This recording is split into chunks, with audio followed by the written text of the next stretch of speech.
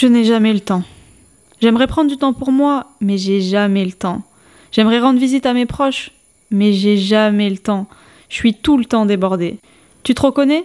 À la fin de cette vidéo, tu sauras parfaitement comment retrouver du temps pour toi.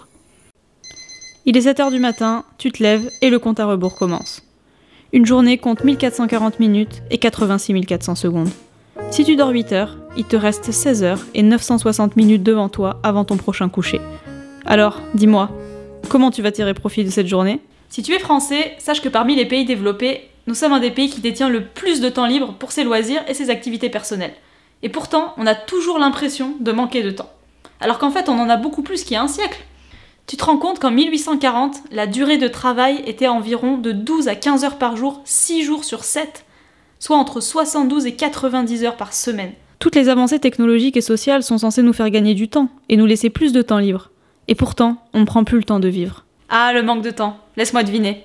Ça crée chez toi du stress, parce que t'as toujours l'impression d'avoir des tonnes de choses à faire et que t'as jamais le temps de les faire. Ça crée chez toi sûrement aussi de la culpabilité, parce que tu penses toujours plus au passé, au futur, plutôt que penser au moment présent. Quand t'es avec tes proches, tu te dis « Oh là là, il faut vite que je rentre chez moi, j'ai plein de choses à faire ». Et quand tu fais les choses que t'as à faire, tu te dis « Oh là là, je culpabilise, je passe pas assez de temps avec mes proches ». Je me trompe ? Bref, c'est un peu un cercle sans fin, non ?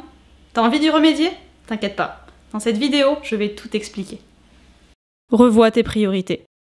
Je sais pas toi, mais moi, je suis souvent trop ambitieuse quand je veux effectuer certaines tâches. Pourquoi ? Parce que je considère toujours qu'elles sont toutes d'une importance capitale, alors qu'en fait, c'est pas du tout le cas. Tiens, toi par exemple, essaye de penser à toutes les activités que t'as effectuées la semaine dernière, en incluant tout. Est-ce que tu penses que tout ce que t'as fait la semaine dernière, c'était d'une importance capitale ? Me dis pas que si, parce que je sais que c'est faux. Je pense qu'il est vraiment temps de te recentrer sur ce qui est important pour toi.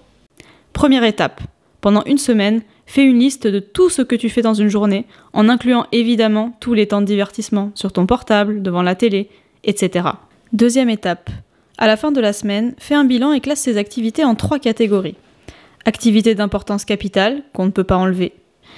Les activités importantes pour toi, mais pas obligatoires. Et les activités qui t'apportent absolument rien dans ta vie.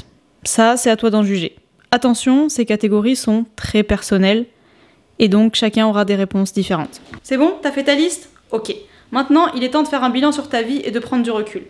Qu'est-ce qui est vraiment important pour toi ? Qu'est-ce qui t'apporte des choses positives dans ta vie ? Qu'est-ce qui ne t'en apporte pas ? C'est à toi seul d'en juger. Tu vois, moi par exemple, je déteste le ménage, et pourtant je suis bien obligée de le faire. Donc, comme j'aime pas cette activité, entre un coup d'aspirateur et un coup de ménage, je prends une pause, je suis sur mon portable, sauf que, à la base, j'étais censée y passer 5 minutes, et je finis toujours par en passer 40. Ensuite, je reprends le ménage, et puis je reprends une pause, j'écoute une musique, je regarde une vidéo, et je me laisse complètement transporter. Je perds du temps en faisant 2 choses en même temps. Bref, j'ai passé 5 heures à faire le ménage, alors que j'aurais pu en passer que 2. Pourquoi ? Parce que j'ai perdu mon temps sur les réseaux sociaux. Est-ce que c'est une activité capitale ? Non, c'est pas une activité capitale. Dernière étape. Une fois que tu as réfléchi sur ces questions-là, définis combien de temps te prennent les tâches obligatoires et non négociables, et combien il te reste à faire pour le reste. Là, tu peux réorganiser ta vie.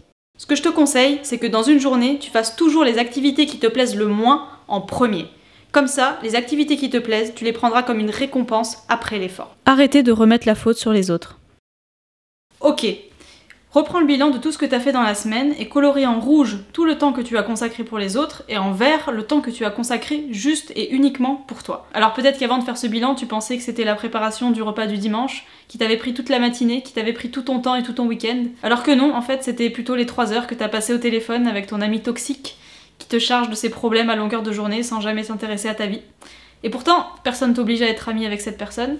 Personne t'oblige à décrocher ton téléphone quand elle t'appelle. Et c'est juste pour te dire qu'il n'y a que toi qui décides de ton temps. C'est pas la faute des autres, c'est toi. Tu es responsable de ta vie et tu es responsable de ton temps. Donc il faut prendre tes responsabilités. Estime correctement ton temps. Je sais que la vie est une course contre la montre. Je sais que tu as la pression parce que tu as des obligations personnelles, tu as des obligations professionnelles. Je le sais, moi aussi je suis adulte, donc je te comprends. Mais si je te dis quand même que la notion du temps, elle est subjective, est-ce que tu me crois ?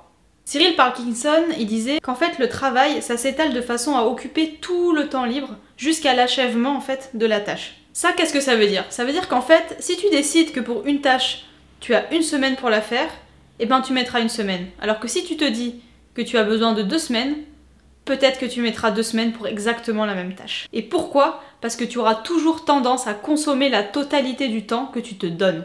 Parce que plus tu disposes de temps, plus tu vas t'en donner. C'est logique.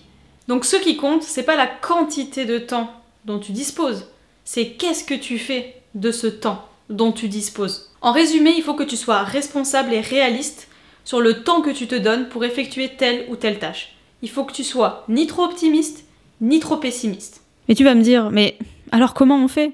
Eh bien c'est tout simple. Pour estimer correctement la durée pour effectuer une tâche, il faut que tu l'effectues avec l'esprit concentré, sans aucune distraction. Ça, c'est la durée que tu devrais estimer pour effectuer une tâche. C'est ce qui m'amène au point suivant. Arrêter le multitâche.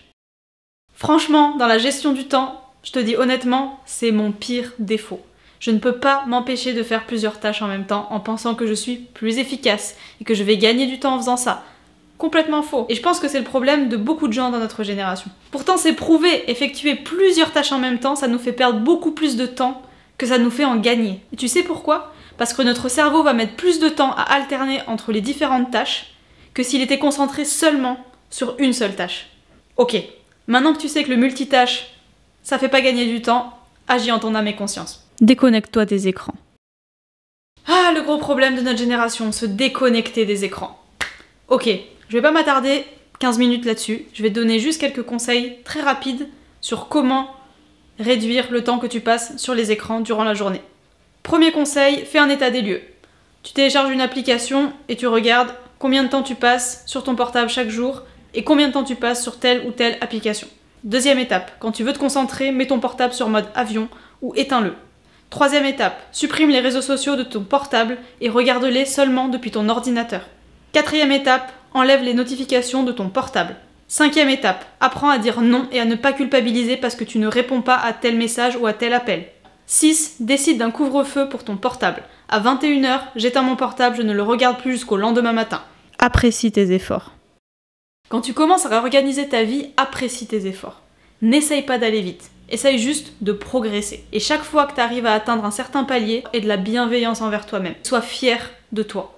Et si vraiment tu n'arrives toujours pas à réorganiser ta vie, à réorganiser ton temps, ok, c'est pas grave. Recommence. Trouve le bon moment. Si tu as un agenda extrêmement rempli, essaye de prendre un moment dans la journée, en général soit très tôt le matin ou soit un peu plus tard le soir, où tu es tranquille, où tu peux te concentrer sur toi-même, où tu peux avoir un peu de temps pour toi et faire les activités que tu veux accomplir. Pour ma part, c'est le matin. Je me lève avant tout le monde, il fait encore nuit, les rues sont silencieuses. Avant d'aller au travail, je peux enfin me concentrer sur les activités qui me font du bien. Et je fais beaucoup plus de choses qu'avant, et pourtant, je dispose toujours des mêmes 24 heures. Alors maintenant, à toi de choisir ton moment idéal. N'attends pas que le temps se crée tout seul. Ça n'arrivera pas. Une journée, ça fait 24 heures. Ça fera toujours la même durée. Donc à toi de voir ce que tu fais de ces 24 heures. Le temps, c'est une ressource qui ne se récupère jamais. T'as perdu une minute, tu l'as perdue, c'est fini. Tu la récupéreras pas. Le temps passe vite et tu sais jamais de quoi est fait demain. Je te le souhaite pas, mais peut-être que demain tu auras un problème de santé. Peut-être que demain tu pourras plus faire telle ou telle activité. Peut-être que demain tu seras soumis à d'autres obligations qui te prendront encore plus de temps. T'en sais rien. Tu crois pas qu'il serait plus intelligent de profiter de chaque minute que la vie te donne pour faire des choses qui sont importantes pour toi, qui t'apportent du positif, qui t'apportent des choses, ou de passer du temps avec des personnes que t'aimes? N'oublie pas que la personne qui t'accompagnera toute ta vie, c'est toi-même. Donc logiquement, la personne de qui tu dois le plus prendre soin, c'est toi-même. Et te donner du temps à toi-même, c'est une façon de t'aimer. Donner du temps à tes proches, c'est une façon de les aimer. Parce que l'amour, qu'il soit pour toi-même ou pour tes proches, il se prouve pas vraiment par les mots, il se prouve par les actions. Donc si tu veux agir, si tu veux changer, agis ici et maintenant, pas demain.